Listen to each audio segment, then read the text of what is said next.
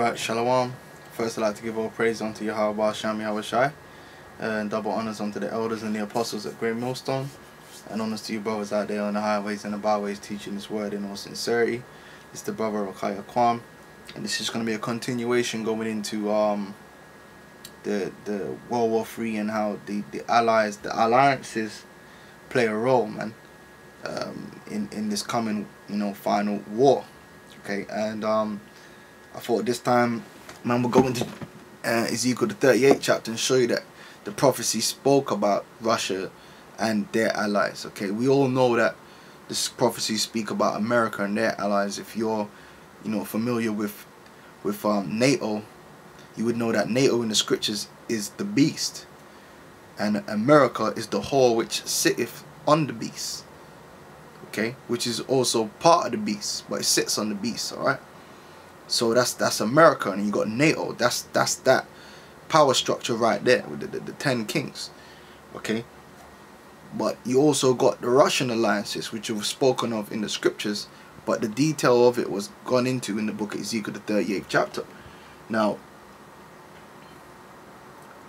going to Ezekiel the 38th chapter now. Well, let's start with Revelations 20 and 8, and then we'll go back to Ezekiel the 38. So Revelations 28 says, and shall go out to the... Well, let's get up a bit. Revelations 20 and 7 says, and when the 1,000 years are expired, so this is talking about, at this point, this is talking about after the so-called Dark Ages, okay? Satan shall be loosed out of his prison. Satan represents the so-called white man. And he shall go out to deceive the nations which are in the four corners of the earth, Gog and Magog, to gather them together to battle, the number of whom is as the sand of the sea. So the so-called white man, he's basically, it's in his hand, and he's basically orchestrating this World War III, which shall be his own destruction. And it mentions who? Gog and Magog. Gog and Magog is a major player in this World War III. Okay, which is Russia. Okay, Russia and their allies versus America and NATO and their allies. That's what this World War III basically is going to be. Which we don't have a dog in this race, because the Lord is against both Russia and America. But America's going to come out worse off than anyone, because the Lord has a special judgment for it.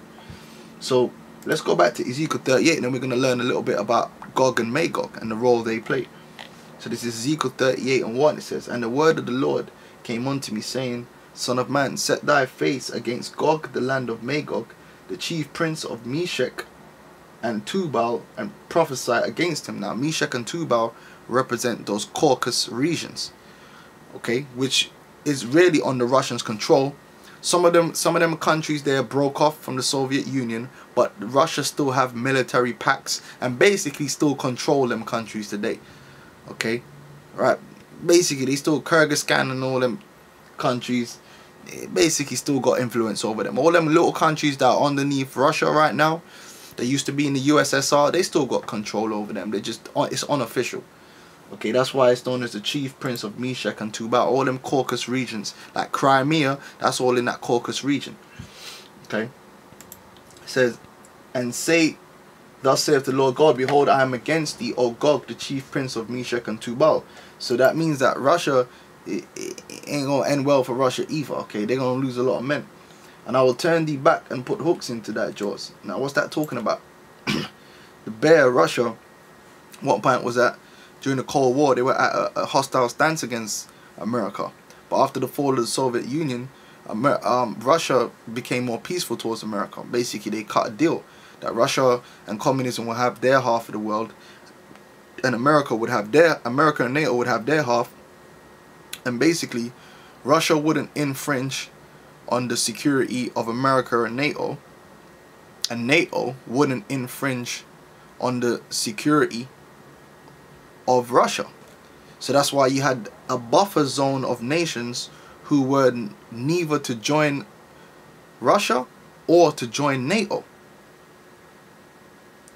But as you know, NATO's taking a piss. NATO has started to try and bring those countries which are the buffer between Russia and NATO into NATO. They like they're trying to get Ukraine and bring Ukraine into NATO, and Georgia and all these countries. So they're infringing on the security of Russia by going into Afghanistan and all these countries that surround Russia. They're infringing on the security of Russia, which is what has brought Russia back to a hostile stance.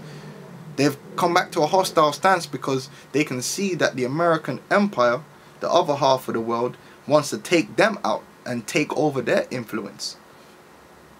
Okay, that's what's been happening over the last 10 years. America is trying to gain ground on Russia. Okay, and Russia's realizing that sooner or later they're gonna lose they're gonna lose any advantage that they have. So Russia's fighting back now, and they're not willing to lose any more ground. It says, "And I will bring thee forth, and all thine army, horses and horsemen, and all them clothed with all sorts of armor, even a great company with bucklers and shields, all of them handling swords." And that's what you see. Russia is at full battle readiness right now. Okay, that's the Lord. Persia. Now, Persia represents Elam. Now, Persia represents Iran, but it also represents India and all them countries too in a wider sense, because they're all Elamites. But mainly it represents Iran.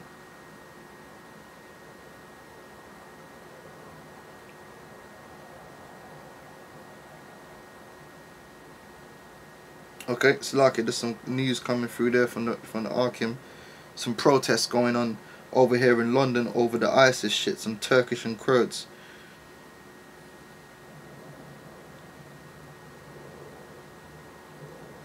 Alright. There's always shit popping off, man. Right. Slovakia. Persia, Ethiopia, and Libya, which Libya represents Put, which means them North Africans. So-called North Africans. That's Put. Persia represents Iran mainly, but also a lot of them Indians and so forth. Okay. Because India, Pakistan, Elam, all them nations there, they're all fucking Elam. Okay? They're all Elam.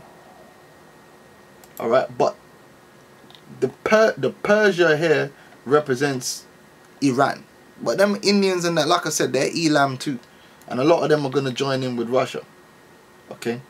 So, mainly Iran, Ethiopia, Libya, which is them North Africans, a lot of them North African countries with them. All of them with shield and helmet, so they're going to be armed. And Goma and all his bands. Okay, so you got Goma and all his bands. Okay. Which I believe Goma is situated in that same kind of region, man, around, you know, that region around Armenia, so forth. Okay. Which I'll show you the map, okay? And all his bands and House of Togomav, the North Quarters, you know, which represents all them peoples there. Like I said, the Soviet Union and all his bands and many people with thee. The many people with thee is talking about China and these other nations that are going to join in with them, because that's many people that are going to be with Russia and the host of nations I've just mentioned. Now it says, "Be thou prepared." So scriptures say Russia would prepare for war. And prepare for thyself, thou and all thy company. So Russia's going to help their allies prepare that are assembled unto thee. Because we all know that the leader of the China is going off what Russia's saying. Russia's the one building up China. They're the one boots in China.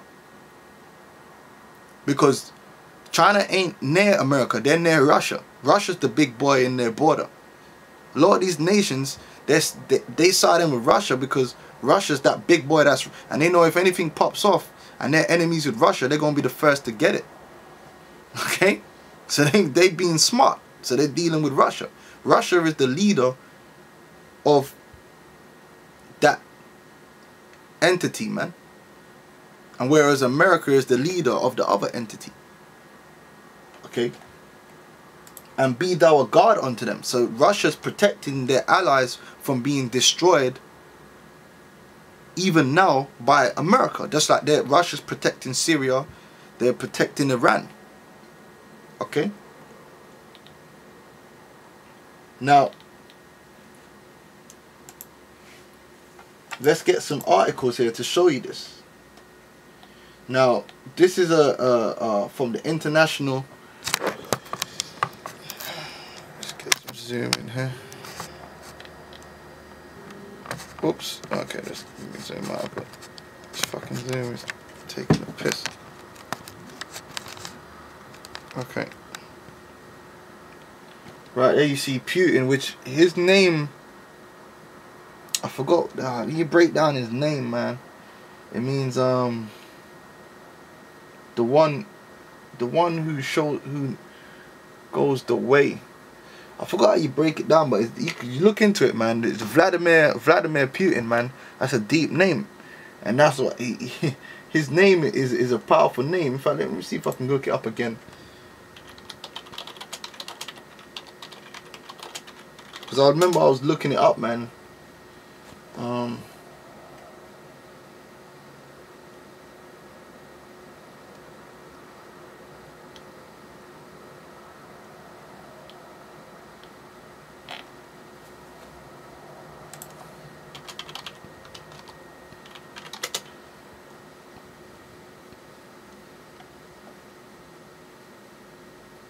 Yeah, great power.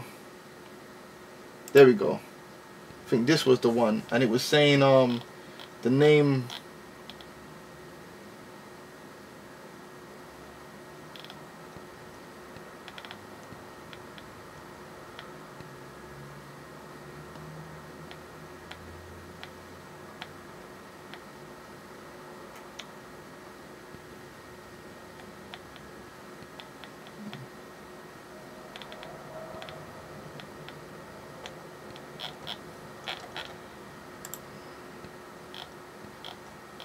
Pretty sure this was the one that was breaking out what the word Putin means. I think it meant path to rulership or greatness. Okay, which basically that's what Putin is showing the Russian people, and that's why the Russian people are behind him, because Putin is bringing that spirit of Mother Russia, of Russia being the sole, going to be the sole power over the earth. Okay, that's the spirit that Putin is, and that's why the people are following him. He's bringing him back that nationalism. Yeah, so Putin is path, and I mean, believe Vladimir. The name Vladimir basically means ruler or of great power. So path to great power. So that's why the people are following this guy Putin, man, because his name means Vladimir Putin means great power, the path, or path to great power, and that's what he's showing. He's actually inspiring the people underneath him to follow him, and his eye is set on great power, man. You can tell by the way he's rolling, man. He's looking to make Russia a power again, and that's what he's done. He ain't like Medvedev. Medvedev didn't have no ambition. This man has ambition of power. Okay, so I thought that was a bit interesting of going into the meaning of his name. That's like a nomen omen. Vladimir Putin, path to great power. But guess what? He thinks he's on the path to great power, and he's moving towards that, but he's going into slavery. Okay, now it says here, Ukraine crisis, who are Russia's biggest allies? Now, what's the chances that the same people that's mentioned in the prophecy are going to be mentioned here? Okay, well look, it says here India, which is Elam.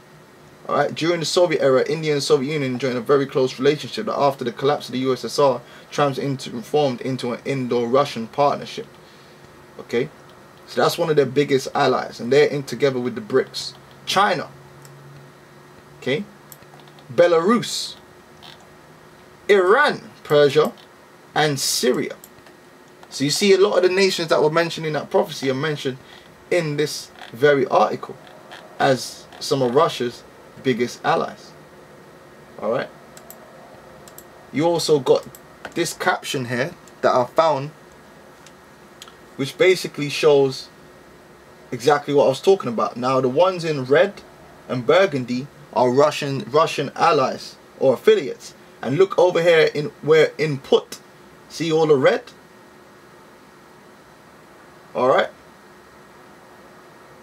They got Ethiopia and these guys down here as neutral, but they're going to come to the side of Russia. They're going to come to the side. Ethiopia's going to be with them. Okay, they're going to be against America. A lot of these nations, they're going to be, because America's fucking them over. See, a lot of the allies that America has had, they're going to turn on America. Why? Because America's fucked over a lot of their own allies, man. Okay. As you can see down here, if you close in, you see Syria down there, and you see Iran there as well. Alright? Syria and Iran down there. Those are allies. See? All the red, China.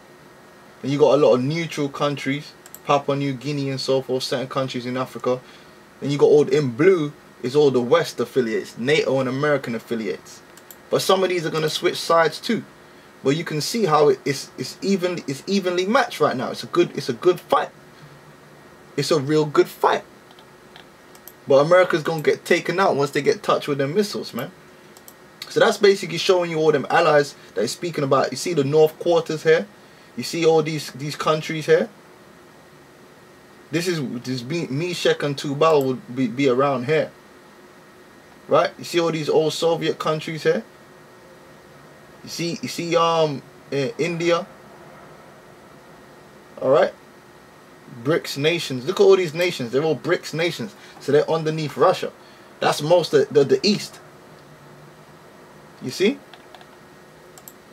That's what it's speaking about in Ezekiel the 38th chapter, man. Persia, Ethiopia, Libya, which is Persia, which is Iran. Okay? Iran, Ethiopia. Alright? And Libya with them, all of them with Shield and Hamlet, Goma, so forth. And then you got many people with him. China and all them other nations. So the scriptures deals with them allies, man. And what did it say? That they were going to prepare?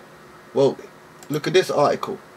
While Obama snoozes, Russia is preparing for nuclear war with the United States. It says, did you know that 2 Russian bombers practiced launching cruise missiles at the United States from a spot in the North Atlantic just the other day? And did you know that Russia is spending massive amounts of money to build and test new nuclear weapon systems? Meanwhile, the Obama administration is doing absolutely nothing to upgrade the US nuclear arsenal. Our nuclear officers are actually still using floppy disks and other computer technology from the 1960s. Alright, you know. And that's the point on that. The man are preparing. Here's another one. Where was it? Ukraine. No, there was another article that I had. There we go. Russia Today.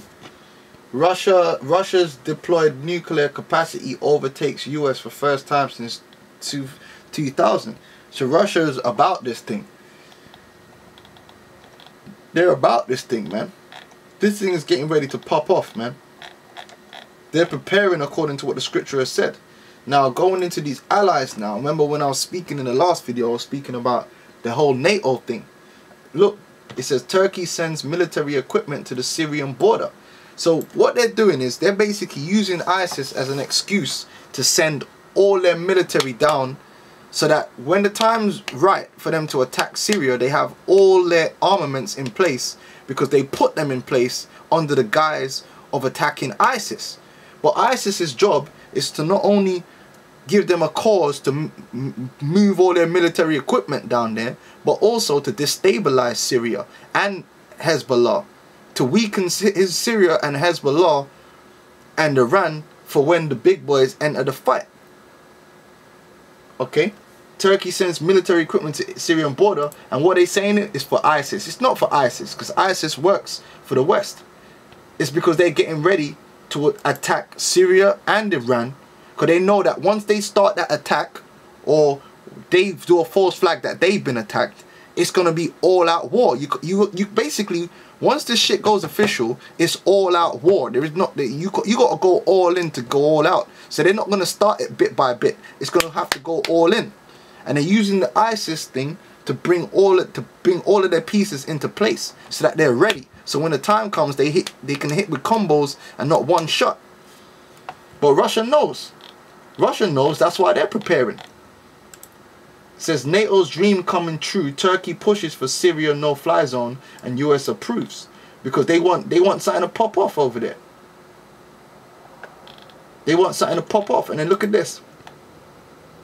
NATO says we'll protect Turkey if ISIS battle spills over to Syria. So that's giving NATO an excuse to put more armaments behind Turkey, and they're just getting, but that's the scriptures. The Lord said that they're going to gather together the troops down there in the valley of Jehoshaphat. They're using ISIS as an excuse to bring all their armaments down there in the Middle East. But really what it's for is for the world war. It's nothing to do with ISIS. Alright? Here we go. Hezbollah war against ISIS. Okay? Now Hezbollah, like I told you in the last, is one of them allies. Syria, Hezbollah and Iran. And now ISIS is menacing them. Alright? So this ain't about ISIS, man. This is about preparing for World War III. And the West are preparing and the Russians are preparing. And the Russians have got their allies and the West have got their allies, man. And they're moving the pieces on the puzzle so that when the game truly begins, they're in a favourable footing. That's all it is. They're jostling for position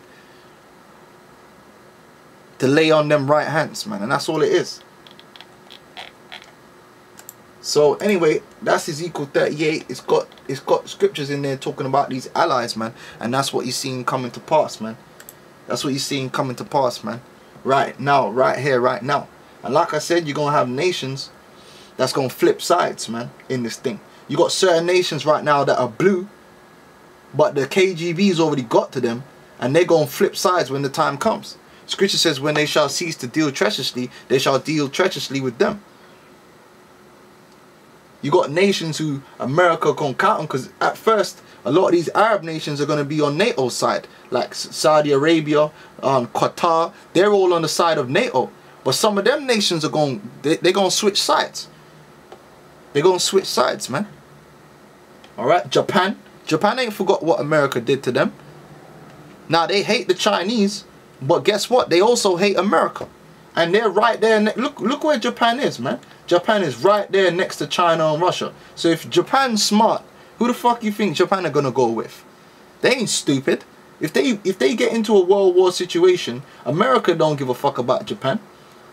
Japan's going to be fucking destroyed, man. It makes more sense for Japan to join with Russia and China.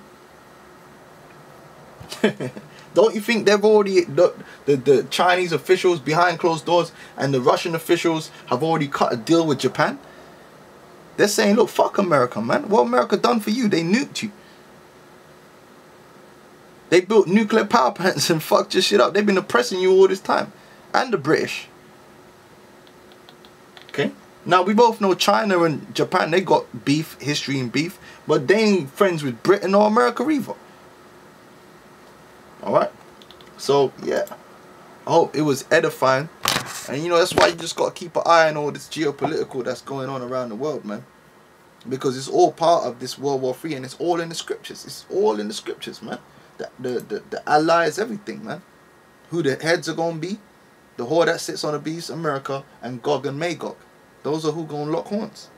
So all you guys out there bugging out over ISIS, ISIS is not the deal. ISIS is not what you should be worried about, man. ISIS is just a little proxy army that the Americans are using right now to give them an excuse to get into position to attack Syria and Iran. That's all it is. And then you also using them to destabilize those countries, to weaken them a little bit. It's like putting a virus in a man to make him a little bit sick so you could take him out. They're trying to weaken Syria so they can when they go in there, they could take them out quick and then deal with Russia. Russia knows this. That's why they got troops in Syria. You better believe the Russians have got troops and mercenaries in Syria. But the whole world is against ISIS because they're not showing their hand. The Russians know, they know what's, come on, man. If we know the Russians and KGB and they know what's really going on with ISIS, and you trust me, they got countermeasures out there. And then you see what happened recently with that Iranian military post that exploded. That was covert operations by Mossad, man. That's really an act of war, but it ain't time yet for it to go hot. That's why the man is saying it was an accident. Alright, cool, we'll take that one. See, those are all that covert underground acts, but pretty soon it's not going to be covert no more. It's going to be overt. It's going to go hot. Okay, you're going to have Ebola running wild, different diseases. Not just Ebola, there's all kind of diseases running wild. They're gonna declare martial law around the world.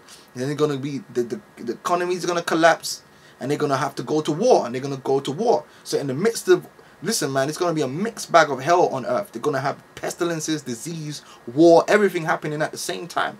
It's pure chaos. That's what we're going into, man. And may the Lord be with the elect.